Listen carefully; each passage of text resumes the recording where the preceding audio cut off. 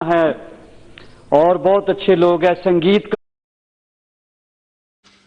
कि संविधान के अंदर धारा 370 आई, उसको इंट्रोड्यूस करने वाले मिस्टर एन गोपालास्वामी, वो इस सदन के पहले नेता थे, फर्स्ट लीडर थे वो। तो उन्होंने इसको रखा था और इसी सदन ने उसको निकालने का काम भी बड़े गौरव के साथ करके वो एक घटना अब इतिहास बन चुकी है, लेकिन यहीं पर हुआ है। हमारा संविधान निर्माताओं ने हम लोगों को जो दायित्व दिया है, हमारी प्राथमिकता है कल्याणकारी राज्य, लेकिन उसके साथ एक जिम्मेवारी है राज्यों का कल्याण। यानी भारत एज सच हम कल्याणकारी राज्य के रूप में काम करें, लेकिन एट द सेम टाइम हम लोगों का दायित्व है राज्यों का भी कल्याण। और ये दोनों मिलकर के, राज्य और केंद्र मिलकर के ही देश को आगे बढ़ा सकते हैं। और उस काम को करने में इस सदन ने, क्योंकि ये राज्य का रिप्रेजेंटेशन पूरी ताकत के साथ करते हैं, बहुत बड़ी भूमिका निभाई है। और हमारी संवैधानिक संस्थाओं को ताकत देने का भी हमने काम किया है। हमारा संघीय ढांचा हमारा देश के विकास के लिए सबसे अहम शर्त है और राज्य और केंद्र सरकारें and a veteran member of this august house, Sri Pranam Mukherjee, in his article in Hindustan Times today, citing issues of public concern. Number 4, adequacy and effectiveness of the President on this occasion of the 250th session of Parliament. Now we go ahead with the views to be expressed by different people of this house, and we'll commence it with the intervention of the Honorable Prime Minister. Honorable Prime Minister. Then we remember.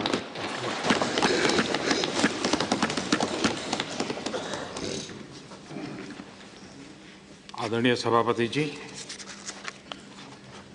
और सम्माननीय गृह, आपके माध्यम से इस 250वें सत्र के निमित्त मैं यहाँ मौजूद सभी सांसदों को बहुत बहुत बधाई देता हूँ। लेकिन इस 250 सत्रों के दरमियान ये जो यात्रा चली है, अब तक जिन जिन ने योगदान दिया है वे सभी अभिनंदन के अधिकारी हैं। मैं उनका भी आदरपूर्वक स्मरण करता हूँ।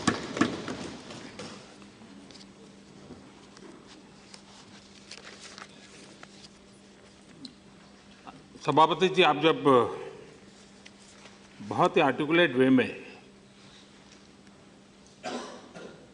दो अलग अलग घटनाओं को जोड़ करके अभी प्रस्तुत कर रहे थे, मुझे जरूर लगता है कि देश में जो लोग लेखन के शौकीन हैं वे जरूर इस पर अब गौर करेंगे, लिखेंगे कि ये 250 सत्र ये अपने आप में समय व्यतीत हुआ ऐसा नहीं है, एक विचार यात्रा भी रही है। जैसा आपने कहा कि कभी एक बिल ऐसा आया था तो जाते जाते उसी के बिल्कुल अलग सा नया बिल इस प्रकार से आया। समय बदलता गया, परिस्थितियां बदलती गई और इस सदन ने बदली हुई परिस्थितियों को आत्मसात करते हुए अपने को ढालने का प्रयास किया।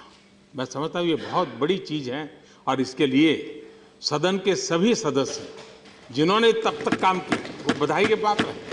वरना किसी को लग सकता है भाई 20 साल पहले मैंने तो ये स्टैंड लिया था, अब मैं क्या स्टैंड कैसे बदल सकता हूँ। लेकिन आपने जिस प्रकार से आर्टिकुलेट करके इस बात को प्रस्तुत किया वे हमारी विचार यात्रा का प्रतिबिंब है, भारत की विकास यात्रा का प्रतिबिंब है और वैश्विक परिवेश में भारत किस प्रकार से नई नई बातों को लीड करने का सामर्थ्य रखता है उसका उसमें प्रतिबिंब है। और ये काम इस सदन से हुआ है, इसलिए सदन अपने आप में गौरव अनुभव करता है। मेरे लिए सौभाग्य का विषय है कि आज इस महत्वपूर्ण अवसर का साक्षी बनने का और इसमें शरीक होने का मुझे अवसर मिला है। ये साफ कह सकते हैं हम कि कभी चर्चा चल रही थी संविधान निर्माताओं के बीच में कि सदन एक हो या दो हो, लेकिन अनुभव कहता है कि संविधान निर्माताओं ने जो व्यवस्था दी वो कितनी उपयुक्त रही है और कितना बढ़िया कंट्रीब्यूशन किया है। अगर निचला सदन जमीन से जुड़ा हुआ है तो उपला सदन दूर तक देख सकता है और इस प्रकार से भारत की विकास यात्रा में निचले सदन से जमीन से जुड़ी हुई तत्कालीन चीज़ों का अगर प्रतिबिंब व्यक्त होता है तो यहाँ बैठे हुए महानुभावों से, क्योंकि ऊपर है, ऊपर वाला जरा दूर का देख सकता है, तो दूर की दृष्टि का भी अनुभव इन दोनों का कॉम्बिनेशन इन हमारे दोनों सदनों से हमको देखने को मिलता है। इस सदन ने कई ऐतिहासिक पल देखे हैं, इतिहास बनाया भी है और बनते हुए इतिहास को देखा भी है और जरूरत पड़ने पर उस इतिहास को मोड़ने में भी इस सदन ने बहुत बड़ी सफलता पाई है। उसी प्रकार से इस देश के गणमान्य दिग्गज महापुरुषों ने इस सदन का नेतृत्व किया है, इस सदन में सहभागिता की है और इसके कारण हमारे देश की इस विकास यात्रा को और आज़ादी के बाद के बहुत सी चीज़ें गढ़नी थी। अब तो 50-60 साल के बाद बहुत सी चीज़ें शेप ले लिया है, लेकिन वो शुरुआत काल में फियर ऑफ अननोन से हमें गुजरना पड़ता था। उस समय जिस मैच्योरिटी के साथ सबने नेतृत्व किया है, दिया है, ये अपने आप में बहुत बड़ी बात है। आदरणीय सभापति जी, ये सदन की बड़ी विशेषता है और दो पहलू खास हैं। एक तो उसका स्थायित्व, परमानेंट कहें या इटर्नल कहें, और दूसरा है विविधता, डाइवर्सिटी। स्थायित्व इसलिए है, इटर्नल इसलिए है कि लोकसभा तो भंग होती है, इसका जन्म हुआ अब तक कभी इसको न भंग हुई है न भंग होना है, यानी ये इटर्नल है। लोग आएंगे जाएंगे लेकिन ये व्यवस्था इटर्नल रहती है, ये अपनी उसकी एक विशेषता है। और दूसरा है विविधता, क्योंकि यहाँ राज्यों का प्रतिनिधित्व प्राथमिकता है। एक प्रकार से भारत के फेडरल स्ट्रक्चर की आत्मा यहाँ पर हर पल हमें प्रेरित करती है। भारत की विविधता, भारत की अनेकता के एकता के जो सूत्र है, उसकी सबसे बड़ी ताकत इस सदन में नजर आती है और वो समय समय पर ये रिफ्लेक्ट भी होती रहती है। उसी प्रकार से उन विविधताओं के साथ हम जब आगे बढ़ते हैं तब इस सदन का एक और लाभ भी है कि हर किसी के लिए चुनावी अखाड़ा पार करना बहुत सरल नहीं होता है, लेकिन देश हित में उनकी उपयोगिता कम नहीं होती है। उनका अनुभव, उनका सामर्थ्य उतना ही मूल्यवान होता है। तो ये एक ऐसी जगह है कि जहां इस प्रकार के सामर्थ्यवान महानुभाव, भिन्न भिन्न क्षेत्रों के अनुभवी लोग, उनका लाभ देश के राजनीतिक जीवन को, देश के नीति निर्धारण के अंदर उनका बहुत बड़ा लाभ मिलता है और समय समय में मिला है। वैज्ञानिक हो,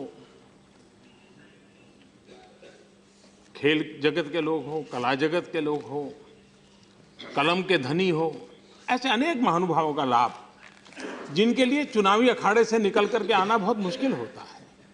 लेकिन इस व्यवस्था के कारण हमारी बौद्धिक संपदा का भी एक रिचनेस हमें इससे प्राप्त हुई है। और इन 250 सत्रों में,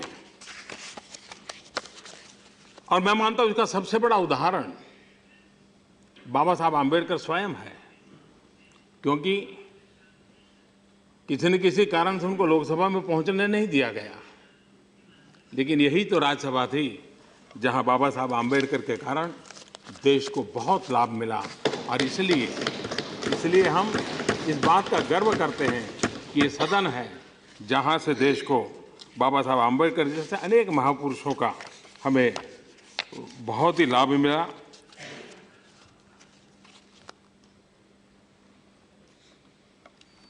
ये भी देखा गया है कि एक लंबा कालखंड ऐसा था कि जहां विपक्ष जैसा कुछ खास नहीं था, विरोध भाव भी बहुत कम था। ऐसा एक बहुत बड़ा कालखंड रहा और उस समय जो शासन व्यवस्था में जो लोग बैठे थे उनको वो सौभाग्य रहा कि उनको इसका बहुत बड़ा सौभाग्य भी मिला, जो आज नहीं। आज डगर डगर पर संघर्ष रहते हैं, डगर डगर पर विरोध भाव व्यक्त रहता है। लेकिन उस समय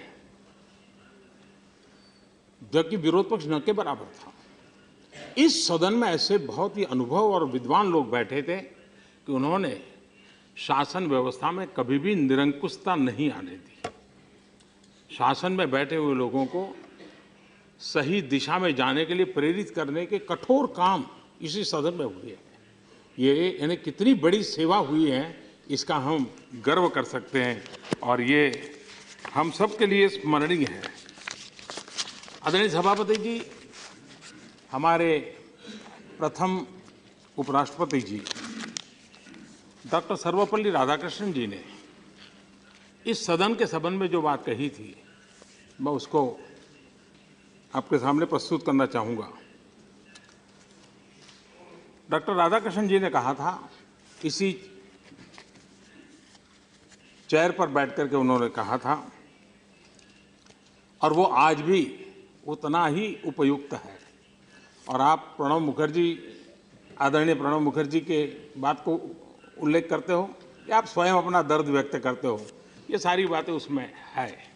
और उस समय राधाकृष्णन जी ने कहा था, हमारे विचार, हमारा व्यवहार और हमारी सोच,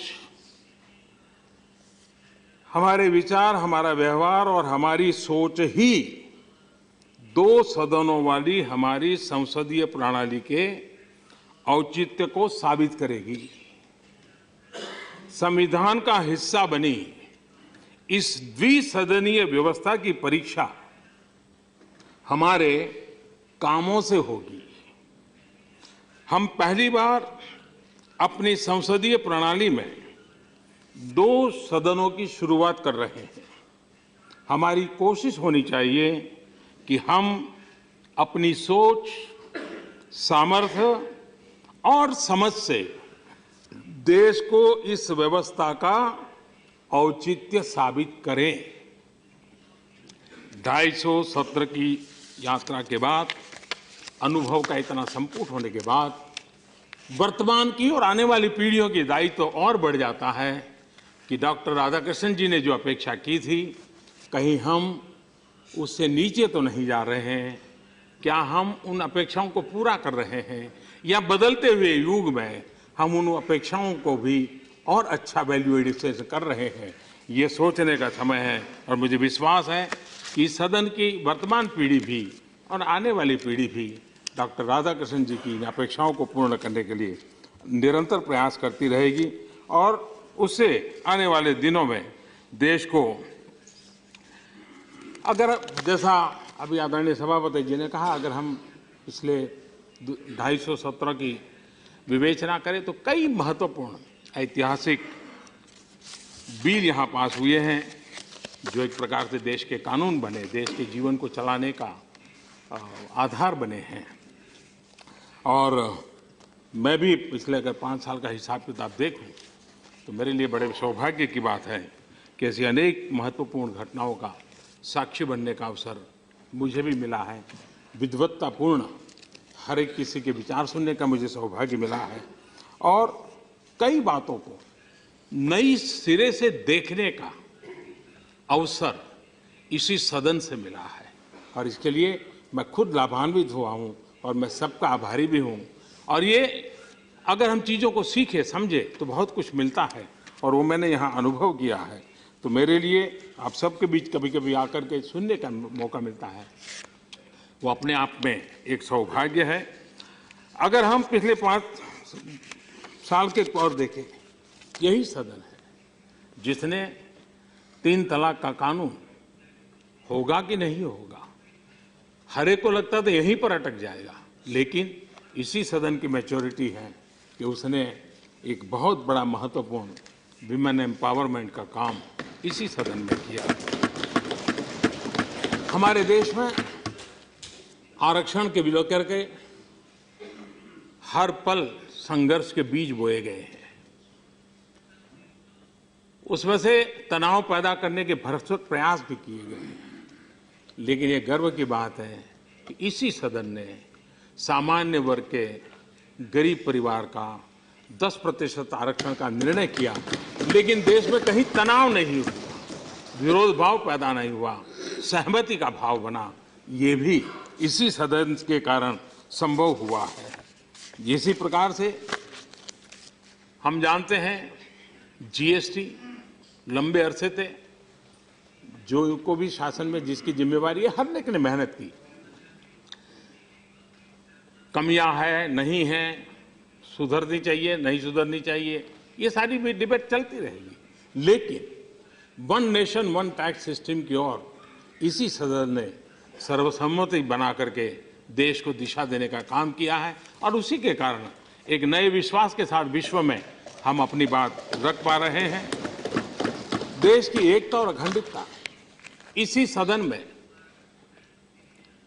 1964 में जो वादे किए गए थे कि 1 साल के भीतर भीतर इस काम को कर दिया जाएगा, जो नहीं हो पाया था, वो धारा 370 और 35A इसी सदन और देश को दिशा देने का काम इस सदन ने पहले किया, बाद में लोकसभा ने किया है। और इसलिए ये सदन अपने आप में देश की एकता अखंडता के लिए इतने महत्वपूर्ण निर्णय के अंदर इतनी जो भूमिका अदा की है, वो अपने आप में, और ये भी एक विशेषता है इस सदन इस बात के लिए, जिस बात को भी याद करेगा कि संविधान के अंदर धारा 370 आई, उसको इंट्रोड्यूस करने वाले मिस्टर एन गोपालास्वामी, वो इस सदन के पहले नेता थे, फर्स्ट लीडर थे वो, तो उन्होंने इसको रखा था और इसी सदन ने उसको निकालने का काम भी बड़े गौरव के साथ करके, वो एक घटना अब इतिहास बन चुकी है, लेकिन यहीं पर हुआ है। हमारा संविधान निर्माताओं ने हम लोगों को जो दायित्व दिया है, हमारी प्राथमिकता है कल्याणकारी राज्य, लेकिन उसके साथ एक जिम्मेवारी है राज्यों का कल्याण। यानी भारत एज सच हम कल्याणकारी राज्य के रूप में काम करें, लेकिन एट द सेम टाइम हम लोगों का दायित्व है राज्यों का भी कल्याण, और ये दोनों मिलकर के, राज्य और केंद्र मिलकर के ही देश को आगे बढ़ा सकते हैं। और उस काम को करने में इस सदन ने, क्योंकि ये राज्य का रिप्रेजेंटेशन पूरी ताकत के साथ करते हैं, बहुत बड़ी भूमिका निभाई है। और हमारी संवैधानिक संस्थाओं को ताकत देने का भी हमने काम किया है। हमारा संघीय ढांचा हमारा देश के विकास के लिए सबसे अहम शर्त है, और राज्य और केंद्र सरकारें मिलकर के काम करें तभी प्रगति संभव होती है। राज्यसभा इस बात को सुनिश्चित करती है कि देश में केंद्र और राज्य सरकारें प्रतिद्वंदी नहीं है, लेकिन हम प्रतिभागी बनकर के, सहभागी बनकर के देश को आगे ले जाने का काम करते हैं। यहाँ जिन विचारों का आदान प्रदान होता है, उसका जो अर्क है, जो यहाँ के प्रतिनिधि अपने राज्य में ले जाते हैं, अपने राज्य की सरकारों को बताते हैं, राज्य की सरकारों को उसके साथ जुड़ने के लिए प्रेरित करने का काम जाने अनजाने भी सतर्क रूप में भी करने की आवश्यकता होती है। देश का विकास और राज्यों का विकास ये दो अलग चीजें नहीं हैं। राज्य के विकास के बिना देश का विकास संभव नहीं है, और देश के विकास का नक्शा राज्यों के विकास के विपरीत होगा तो भी राज्य विकास नहीं कर पाएंगे। और इस बातों को ये सदन सबसे ज्यादा प्रतिबिंबित करता है, जीवंतता के साथ प्रतिबिंबित करता है। बहुत ही नीतियां केंद्र सरकार बनाती है, उस नीतियों में राज्यों की अपेक्षाएं, राज्यों की स्थिति, राज्यों का अनुभव, राज्यों की रोजमर्रा की दिक्कतें, उन बातों को सरकार की नीति निर्धारण में बहुत ही सटीक तरीके से कोई ला सकता है तो ये सदन ला सकता है, इस सदन के सदस्य ला सकते हैं। और उसी का उसका लाभ फेडरल स्ट्रक्चर को भी मिलता है। भारत सरकार और राज्य सरकार मिलकर के देश को आगे, सब काम एक साथ होने वाले नहीं है। कुछ काम इस 5 साल होंगे तो कुछ काम अगले 5 साल होंगे, लेकिन दिशा तय होती है और वो काम यहां से हो रहा है, ये अपने आप में। आदरणीय सभापति जी, 2003 में जब इस सदन के 200 साल हुए थे, तब भी एक समारंभ हुआ था और तब भी सरकार एनडीए की थी और अटल बिहारी वाजपेयी जी प्रधानमंत्री थे। तो उस 200 में सत्र के समय जो आदरणीय अटल जी का जो भाषण था, बड़ा इंटरेस्टिंग था। उनकी बात करने का अपना एक लहजा था। उन्होंने कहा था कि हमारे संसदीय लोकतंत्र की शक्ति बढ़ाने के लिए सेकंड चैम्बर मौजूद है, और उन्होंने ये भी चेतावनी दी थी कि सेकंड हाउस को कोई सेकेंडरी हाउस बनाने की गलती न करें। ये चेतावनी अटल जी ने दी थी, इस सेकंड हाउस को कभी भी सेकेंडरी हाउस बनाने की गलती न करें।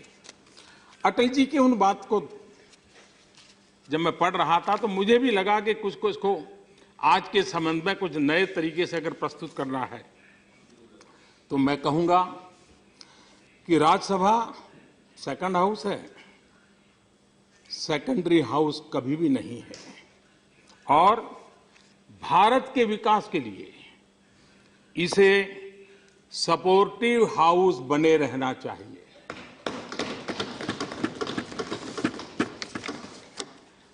जब हमारी संसदीय प्रणाली के 50 साल हुए, तब अटल जी का एक भाषण हुआ था संसदीय प्रणाली के 50 साल पर, और उस भाषण में बड़े कवि भाव से उन्होंने एक बात बताई थी। उन्होंने कहा था,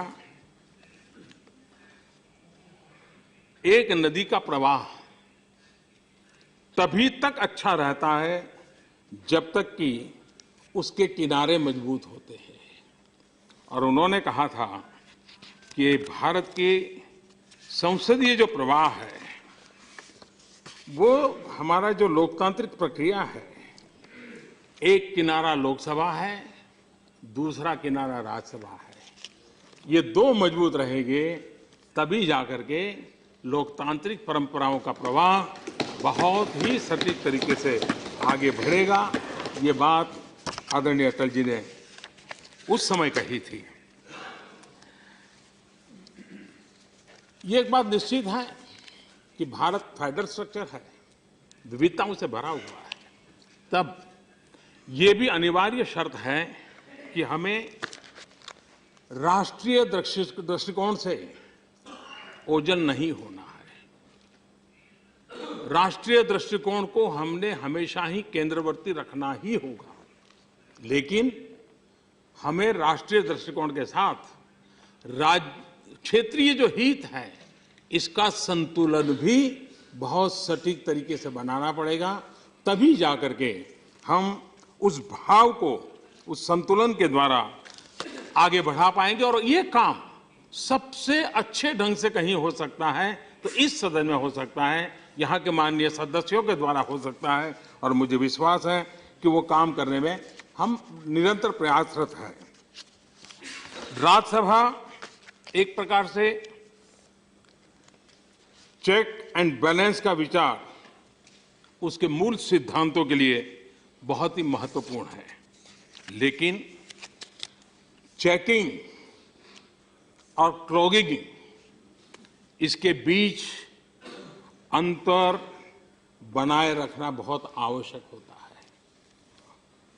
बैलेंस एंड ब्लॉकिंग, इसके बीच भी हमें बैलेंस बनाए रखना बहुत आवश्यक होता है।